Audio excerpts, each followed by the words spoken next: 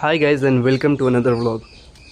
Today I have Hyundai Verna 2010 CRDI diesel automatic SX जो कि top of the line variant थी 2010 में। सबसे बेस्ट आप जो ख़रीद सकते थे वर्ना का वो है ये। Here is the key of this vehicle. इसमें आपको इनबिल्ड सेंट्रल लॉकिंग आती थी।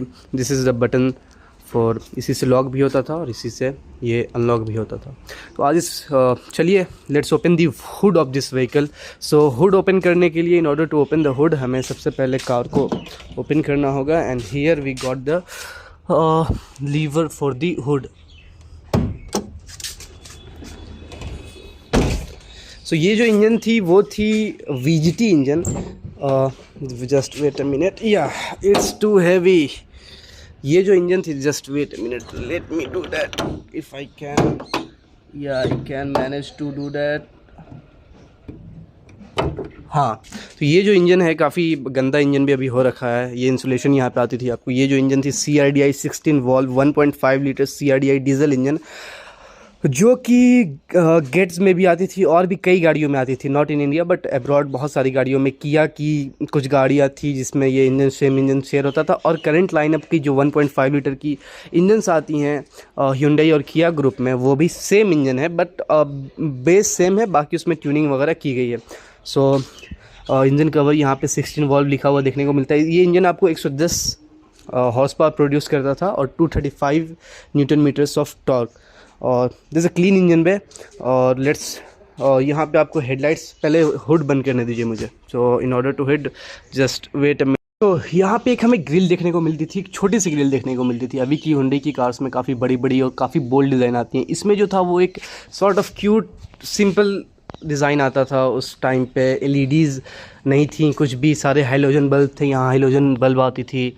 और ये रहा इसका फॉग लाइट, जो कि विजिबल नहीं होगा अगर आप ऊपर से देखोगे तो। और ये आफ्टर मार्केट लाइट्स लगाई गई हैं इसमें। इधर भी आता था ये कि एक टोइंग हुक है इस व्हीकल का। तो काफ़ी एक सिंपल सा मिनिमलिस्टिक डिज़ाइन रहता था उस टाइम की Hyundai ग्रुप की कार्स में। अभी तो खैर डिज़ाइन के मामले में तो इतनी फ्यूचरिस्टिक चल गई हैं कि किसी को पसंद ही नहीं आती हैं। और here is the side wedge. और साइड से अगर आप देखें तो साइड से भी काफ़ी एकदम अच्छा रहता था डिज़ाइन वगैरह। और बीच में आपको एक मेटल स्ट्रिप देखा जाता था डोर में, जो कि पीछे तक जाती थी। सो दैट इज़ लाइक अच्छा रहता था। ये पे एक VGT की बैजिंग देखने को मिलती है, जो कि इंजन का स्पेसिफिकेशन है। यहाँ पे आपको साइड इंडिकेटर मिरर पे नहीं है, बॉडी में ही है। टायर्स जो इसके आते थे वो थे 185/65 R14 14 इंच के आपको एलॉय देखने को मिलते थे, जो कि top of the line variant है। तो इसमें एलॉय व्हील्स आपको आती थी। तो साइड से काफ़ी एक मिनिमलिस्टिक डिज़ाइन है। ये एक साइड ORVM है। और यहाँ पे आप देख सकते हैं इसका एंटीना, जो कि शार्क फिन एंटीना नहीं आता था उस टाइम पे। ये door handles and that's all. चलिए आपको बूट ओपन करके दिखाता हूँ। सबसे पहले तो इन बूट खोल लेते हैं। So here is the boot of this vehicle.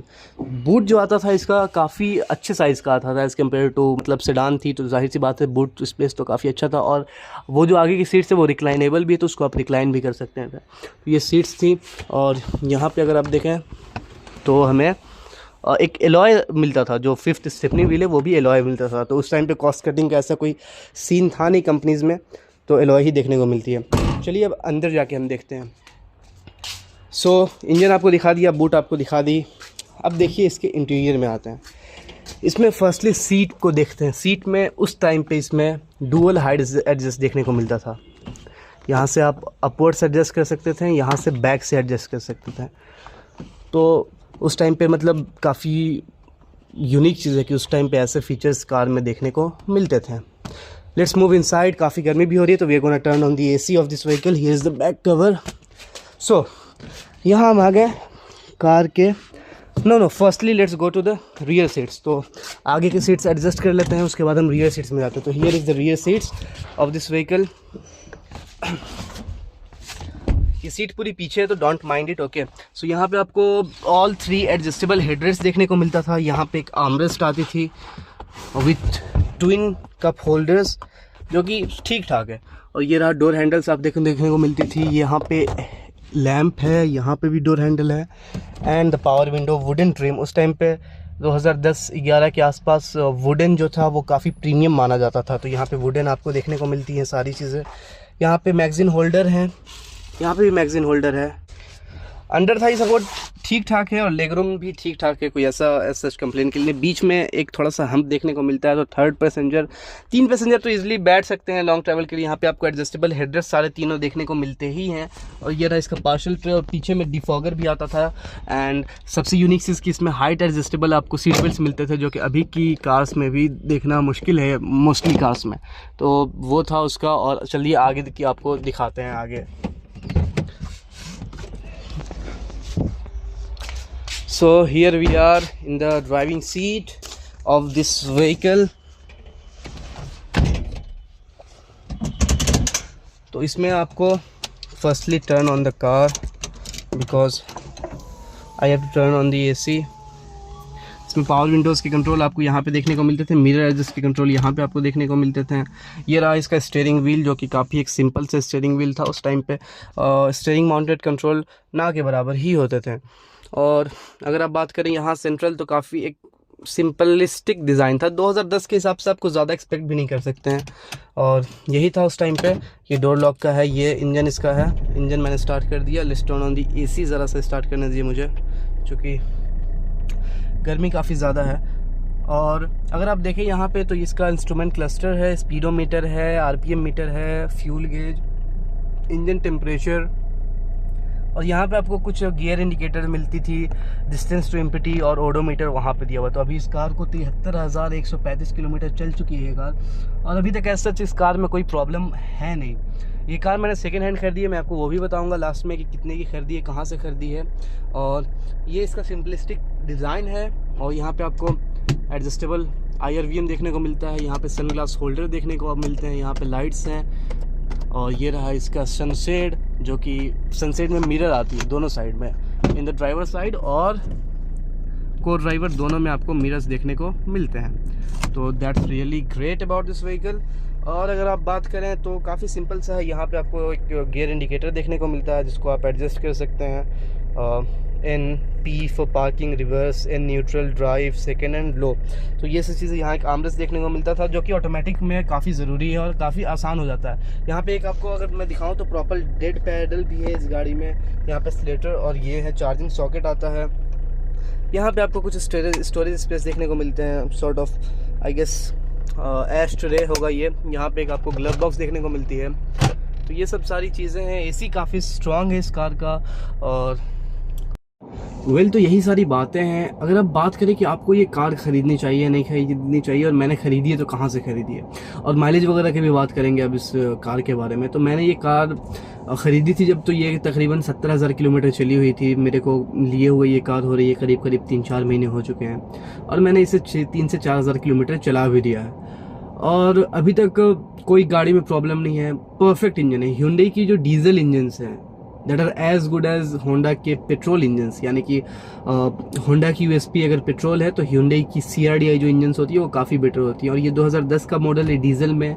मैंने इसे नियर बाई पटना से लिया है और मैंने इसे काफ़ी एक अच्छे रेट में लिया है जो कि 1,60,000 है। तो आप इजीली अगर आपके पास 2011-12 की अगर आपके पास वरना देखने को मिलती है डीजल में तो आप उसे 2.25 तक कंसीडर कर सकते हैं। 2.25 लाख इज़ गुड, आप उतने तक देख सकते हैं। बात करें माइलेज की की तो जाहिर सी बात है कि इस कार को ऑलमोस्ट 15 ईयर्स हो चुके हैं, 14 to 15 ईयर्स। तो इसकी माइलेज जो है वो अप्रोक्सीमेटली मुझे 14 से 15 के बीच में मिल जाती है, which is more than enough, क्योंकि ये एक डीजल है। तो डीजल में that's more than enough with AC. मैं आपको बता रहा हूँ, चूँकि 4 महीने पहले जो मैंने ली थी वो गर्मी का ही सीज़न था, और तब से अभी तक जब भी कार यूज़ हुई है वो विद एसी ही हुई है। और इसकी एसी इज़ चिलर, मतलब बहुत ज़बरदस्त एसी है। इतनी पुरानी कार होने के बावजूद भी इसकी एसी जो है with in like 2 to 3 minutes एकदम चिल कर देगी कैबिन को। प्रॉपर हीट में भी, अगर बाहर 42-43 डिग्री भी है, उसमें भी आप फुल पे एसी नहीं चला सकते इसमें, क्योंकि आपको लगेगा कि दैट बिकम मतलब बर्दाश्त के बाहर हो जाएगा। इसलिए आपको एसी को जो है कम करके ही। तो इस बजट में आपको और कौन सी कार मिलेगी? 2 lakhs में आपको वैगनआर, ऑल्टो, यही सब, सेलेरियो, स्विफ्ट तो नहीं मिलेगी, ये सब कार्स मिलेंगे। लेकिन अगर आपको वेल मेंटेन्ड एक मिलती है, एक ये है लोगों में कि दैट्स बियॉन्ड मेंटेनेंस। हाँ, मेंटेनेंस तो जाहिर सी बात है, अगर आप स्विफ्ट लेते हैं या डिज़ायर लेते हैं उससे कुछ ज़्यादा आपको मेंटेनेंस पड़ेगी। इसकी सर्विस कॉस्ट ऑलमोस्ट मान के चलिए आप 25 to 30% मोर आपको पड़ेगी, या पार्ट्स का भी खर्चा है तो 50% मोर पड़ेगा। लेकिन वो यूजुअली आपका डे टू डे नहीं है। सर्विसिंग आप कराइएगा 1 साल में 1 दफ़ा, या 10,000 किलोमीटर चलाइएगा आप तब कराइएगा, तो वो डजंट मैटर। लेकिन जो ड्राइविंग फील और जो प्लेजर आपको इस गाड़ी में मिलेगा, ईजिली मनोवर होती है। मतलब हाई स्पीड के लिए तो कहना नहीं है, 140-150 तक तो मैंने इसे चलाई है। तो मेरे को मतलब अभी की जितनी कार्स आ रही है ना, वो उससे आपको कभी भी कमतर फील नहीं होगा। अगर आप रोड्स पे चलते हैं तो रोड्स पे यूजुअली जो भी कार्स, आपको ऐसा फील नहीं होगा कि that is car that I can't catch.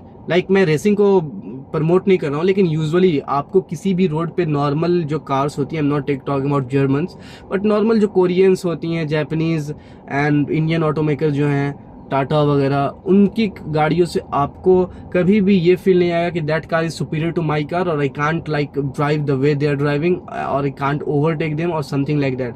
तो आपके हाथ में पावर है, ड्राइव एज यू वांट। तो इसमें आपको पावर की कमी नहीं है, मतलब आपको जितना कैपेबिलिटी आप चलाओ, आपको कम यूज़ करनी है कम करो, and power and pickup all that सब। ऑटोमेटिक होने के बावजूद भी, ऑटोमेटिक में यूजुअली गियर शिफ्ट आप खुद से नहीं करते हो तो ज़रा सा लैग होता है, लेकिन ऑटोमेटिक होने के बावजूद भी कमाल की गाड़ी खींचती है। मैंने जिसे भी दिया चलाने को, उन्होंने कहा कि fabulous engine, like 1.5 litre engine है, और CRD अभी की 1.5 लीटर अब क्रेटा में आ रही है, सेम इंजन है, U सीरीज की इंजन है। अब वो टाइम टू टाइम जरा इवॉल्व हो गई है, फ्यूल एफिशिएंसी वगैरह उसकी इवॉल्व हो गई है, बट द बेसिक फंडा and the basic dynamics of the engine is same, because 1.5 litre का जो U सीरीज का Hyundai का इंजन आता है, उसी में 1.6 लीटर भी आती थी एंड 1.4 लीटर भी आती थी, जो i20 में आती थी, जो कि अभी फिलहाल डिस्कंटिन्यू हो गई है वो इंजन। तो अभी तो फिलहाल 1.5 लीटर डीजल इंजन ही आ रही है, जो क्रेटा में आती है, सेल्टॉस में आती है, कैरेंस में भी आती है, वर्ना में तो उन्होंने सिर्फ पेट्रोल कर दिया। तो वर्ना में भी अभी लास्ट तक आती थी 1.5 लीटर, तो that was the same engine, या the evolve version you can say, जैसे इवॉल्व वर्जन था उसका, लेकिन ऑलमोस्ट सेम था। तो आप इजीली इस कार को कंसीडर कर सकते हैं। मैंने तो I am totally satisfied with the purchase. मैं लॉन्ग ट्रिप पे भी ले गया हूँ उसे 250-300 किलोमीटर, कोई प्रॉब्लम नहीं है। तो आप डेफिनेटली इस कार को कंसीडर कर सकते हैं, that's like a good car. And काफ़ी मिलना मुश्किल है, मैंने और भी कोशिश की, लोगों ने बोला कि अगर आपको और मिलती है सेम कार तो आप प्लीज़ बताइए, और वैसा हो तो बताइए, लेकिन मैंने काफ़ी सर्च किया। हाँ, लीक कहाँ से थी मैं आपको बता दूं कि OLX पे मैंने देखा था, OLX से मैंने जाके कॉल किया उनको, गया, गाड़ी देखी और पसंद आ गई तो मैंने फिर ले लिया। और रेयरली अगर आपको मिलती है गुड कंडीशन, या लेने से पहले फर्स्टली आप चेक कर लो कि इंजन में कुछ खर्च नहीं है, और बाकी जो स्टफ़ है गाड़ी के वो सारी चीज़ें प्रॉपर हैं।